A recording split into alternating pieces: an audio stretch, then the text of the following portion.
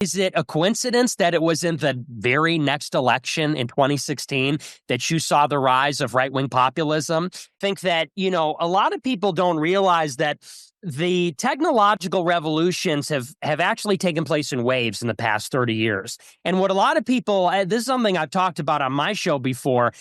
You have the internet, you have email, and people think that the internet is synonymous with the later developments like social media or smartphones, but they're not. We've had internet, email, personal computers for a long time, but smartphones and social media, that achieved mass adoption way later than you think. It happened around 2012. And I always think, is it any coincidence that I think the adoption of smartphone and social media hit more than the majority around about 2012 or 2013? Is it a coincidence that it was in the very next election in 2016 that you saw the rise of right-wing populism? It's like you got iPhone in 2009, Twitter, YouTube around about the same time. They reach this adoption about 5 years later.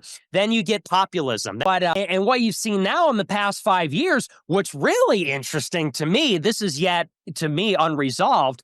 All of that has now been reversed. Elon acquired Twitter in 2022. TikTok, coming from China, has different regulations than American social media because they don't have the same kind of NGOs and nonprofits advising them about political speech. So between TikTok and Twitter, you now have a liberalized social media.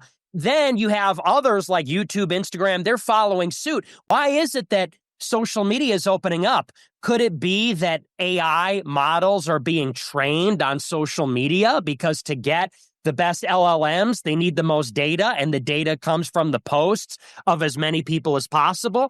But clearly, the convulsions of the past 10 years, they're taking place on social media, from an open social media to a censored social media, back to an open social media.